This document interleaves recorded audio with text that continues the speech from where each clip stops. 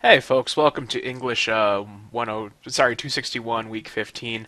This week we're just going to kind of go through the last of the reading selections, and I'll also go through what you need to do for the rest of the class, just to kind of fill you in on some things. But it's nothing big. Just it's probably going to be a pretty brief lecture because I'm just going to kind of cover the things you need to cover and then let you loose to kind of wrap things up. As far as the reading selections for week 15, these were selected by your classmates, and some of them were selected by me. Where the sidewalk ends was selected by one of your classmates, and the sidewalk ends, I think it's definitely worth pointing out Shel Silverstein's work because Shel Silverstein was probably one of the greatest children's poets we've had in the 20th century. His work was very much it straddled the line between being for adults and being for children. And a lot of the poems that are actually included in his kind of children's writing collections are very much applicable to adults as well. He did a really fine job of writing for both different audiences at the same time, and different audiences will take different meanings away from things. Where the Sidewalk Ends is kind of a classic poem about environmentalism and kind of thinking about the importance of going outside of when you think about what the sidewalk really represents, you can argue it's very much about the idea of kind of stepping outside of developed worlds, but it can also mean kind of, if you want to look at it in a more metaphorical sense, walking where places where ideas aren't quite as established aren't quite as firm, and using imagination and kind of walking away from established norms, so like things like sidewalks that are designed to keep people safe and kind of in one particular area and kind of guide people around. So I think you can kind of read that one multiple ways, and it's a classic poem. It's the name of one of his most famous collections. Probably the only one that's more famous than that would be The Giving Tree. And but overall, it's a really great poem, and it is very much for adults and it's very much for children. And one of the things I've always liked about Shel Silverstein's work is that it does have an appeal to both, and it means different things to you at different ages, which is one of the things I've always liked about it. Darkness by Lord Byron was also suggested by a student, and I actually Darkness, I think, is kind of a really good example of the different ways that the Romantics kind of looked at things, because this is really kind of the extreme of the absolute worst case scenario of what a Romantic might see in the world. So Darkness, whereas a lot of the Romantic stuff is about the heroic individual, Darkness is very much about the world just falling apart. And I think, given the fact that Byron himself was kind of really kind of subject to these wild kind of mood swing type behaviors and really kind of performative type thinking, I think Darkness is very kind of fitting for probably one of his darker moods where everything just goes absolutely wrong. And I think it's a good piece in that regard. Also, I think it has imagery as bleak and horrific as any horror movie you might ever find, and I also tend to think it could probably put Cormac McCarthy to shame, and just for its kind of darkness of the worldview. And Cormac McCarthy, in case you didn't know, is a writer who writes very much about the South and about the West, who writes these really kind of westerns that are just existentially bleak. The Chimney Sweeper, William Blake, I actually enjoy. That was suggested by a student as well, and I think The Chimney Sweeper by William Blake is a good one because I think it really exemplifies one of the things about Blake that sometimes gets lost is that William Blake was very much kind of a social justice person before we even had a term for social justice. He was very interested in the problems facing urban areas during the middle of the industrialization, so he was interested in things like prostitution spreading syphilis and poverty in cities and things along those lines, and the destruction of the nature by through industrialism. But the Chimney Sweeper, I think, is worth taking a look at because it does remind us that for a very particular period of time, children were used to actually clean out chimneys because they were the only ones who could actually get down them. So chimney sweepers were most often children, and they were in many ways kind of slaves to the people they worked for. So I think the chimney sweeper is a good piece to kind of remind us of that, and also the kind of the way that children live on hope and dreams and things along those lines, even though their situations might be very, very bleak and terrible, and the fact that children do kind of find some sort of response to that, even though as adults we find it kind of sad not recognizing the reality of the unfortunate situation they're in. But if you have no other situation, you do the best you can. And I think that was really kind of an effective representation of that, and I think it's also very telling of Blake's work and Blake's interest in social ills in the society he lived in and what it was trying to deal with at the time. 9 and 10 by Rupi Kaur. I can't really pronounce the name. I think it's Kaur. Rupi Kaur is actually came to prominence through social media. She published a lot of her poems on Tumblr and Instagram and things like that. They were shared many, many times, and that kind of got her to the point where she was able to write a couple of collections. And her poems are very much about emotional issues and women's issues and relationships and things along those lines. And I think that these are kind of good examples of what she does. And I think also it's kind of a good example of what what poetry for social media kind of looks like to some extent, because it tends to be short, it tends to be brief, and it tends to have kind of try and capture the maximum amount of poignance in the minimum amount of space possible. So I think that's kind of a good read for that regard. One Art by Elizabeth Bishop is one that I actually picked, and I like One Art simply because one of the things I really enjoy about it is the idea of that losing itself is kind of an art, and also the fact that the things we lose are ultimately things we'll miss, but things that are just kind of leave our lives, and they're kind of meant to leave our lives, and those are the kinds of things we can often write about. And I think that that was one of the things I like about One Art. It's very much at the end about turning loss into something productive, and I think that that's something that artists tend to do, I think, in their very best moments. I don't think it really. I've always been very much of the idea that art is not necessarily a compensation for the miseries of life, but I do think in some cases it does help you process them a little bit, but it doesn't definitely take them away, I think, as we can see from the history of artists. But One Art by Elizabeth Bishop, I think, is very telling of how artists kind of process loss and pain.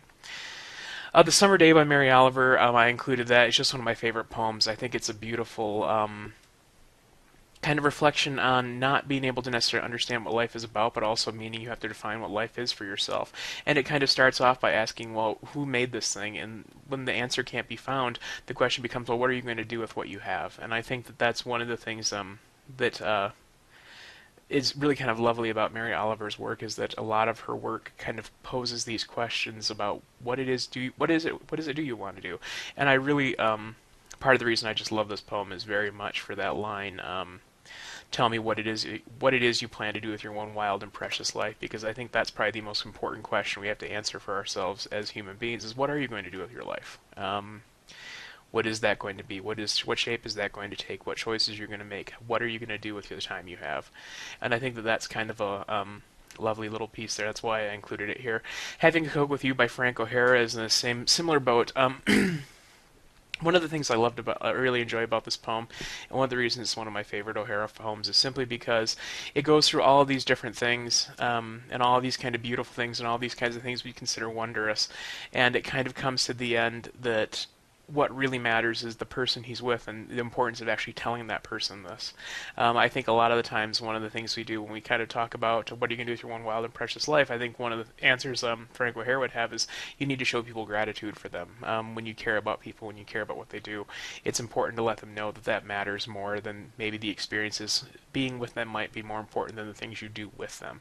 And I think that's one of the things that I really kind of like about Frank O'Hara's this poem, is that it goes through this kind of litany of very beautiful things, in the end it says, but I really just enjoyed being with you. And I think one of the things I also like about it is it's not too heavily romantic, and it's also very, very specific, which is one of the things I always like to see in poems, as you're probably learning based upon my discussions of your poetry bundle, is that specificity is a big thing with me.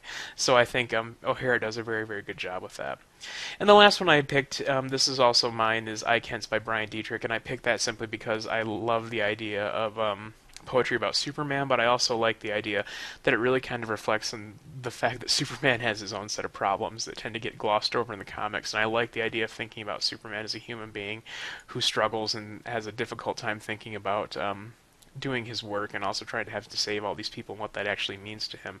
And I think it's kind of just a fun, kind of lovely poem, and I think it's also a good reminder, as I said before, that not all poetry has to be deadly serious. And I think that that's one of the things that's worth paying attention to in I Kent, is that you can write poems about these kinds of characters and about pop culture and still have them be relevant and meaningful, and have them have a deeper meaning than something else, but they don't have to always be deadly serious in their content and their form. So aside from that, just kind of what I want to talk about this week is I just want to go over what we need to do for the end of class. As you can see, we have got the Week 15 Wrapping Up module. You need to finish and submit your Poetry Analysis Paper 2 by Sunday, May 13th by 11:59 p.m. That's a hard and firm due date. I need to have it then so I can get it graded and back to you. Your chapbook needs to be submitted by Thursday, May 17th at 11:59 p.m. Same thing, it's a hard and firm due date. It needs to be in so I can get it graded and get it in the get the grade in the book so I can finally get those grades in on time at the end of the semester. I've got places to submit those here. This week I am going to start probably tonight grading the Poetry Bundle 3s. Hopefully by Sunday. I'm hoping to have those done. I can't guarantee it's going to happen, but I'm going to do everything in my power to get them to you. So hopefully we'll have some sort of feedback so you can work and revise some of those poems for the chapbook if it's something you feel about. But in general, though, students have asked if they're going to be graded in time, and I would say one thing to keep in mind is that you're at the point now where you should be able to take your feedback from your classmates, and you should also be able to use your own feedback, and you should also be able to reflect on your work and change it yourself. One of the things that really these classes are about is about imparting to you the skills necessary to work with your own work and to improve your own work and to become an editor of your own work and to understand your process and understand what it is you do better so you can become the best writer and poet you can be in your own time. To some extent, you're not going to necessarily always have readers. It's always good to have readers, but you can't always count on a reader to kind of fix things for you, so sometimes you have to kind of get used to that on your own. But I will try and get you feedback. Last but not least, everything will be graded and done probably, hopefully by Sunday following finals week. Aside from that, though, I just wanted to say it's been great working with you folks this semester. I've really enjoyed reading your work. I really enjoyed kind of getting a chance to go through these poems again. Poetry was not my first love as far as creative writing goes. I was a fiction person at first, but the more that I've worked with poetry, the more I enjoy it, and the more I'm actually learning that's actually influencing my fiction. So I think it's kind of an important thing to do. But the other thing I wanted to say in general, and I said it to my fiction writing class, so if you were taking that as well, you've heard this before, and you've heard it probably in 205, and you'll hear it probably again in 402A if you take it in the spring. In the fall fall semester is there's no reason for you to stop doing this. If this is something you care about and this is something that makes you happy, you shouldn't stop. Keep writing poems. Write them for yourself. Write them for other people. Do whatever you can do with them. And if this is something that matters to you and it's something that you want to keep pursuing, don't stop. I can't guarantee you're ever going to be rich. I can't guarantee you're ever going to be famous. I can't even guarantee you're ever going to get published. I think a lot of you have the opportunity to do that. I think some of you could be at least have some work out there in the field, and I think that's true of a lot of you. And I think no matter what you do, you're going to get better with time, and the more you write, you're just going to improve in skill because that's the way this works. But the thing that I think is really most important is if this is something you care about, and this is something that brings you joy, it is never a waste of time. I was telling my fiction students the other day that one of the things that I often do is I tend to make writing look like a chore, and I think that that's more of a pose than anything else because I don't regret a single minute I spent writing. So I really think if this is something you care about, don't stop. Just keep going. And for those of you who are interested in the next class in the sequence, that would be English 402A. If you've taken it before, you can actually take it twice for credit.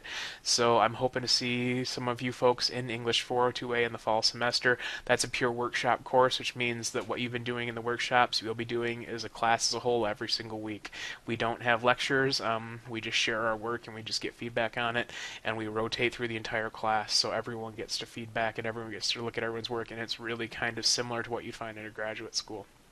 So if that's something that interests you, I suggest you sign up for it. But even if you're done with workshops and even if you're done kind of taking creative writing classes, I sincerely hope you don't stop writing. Okay?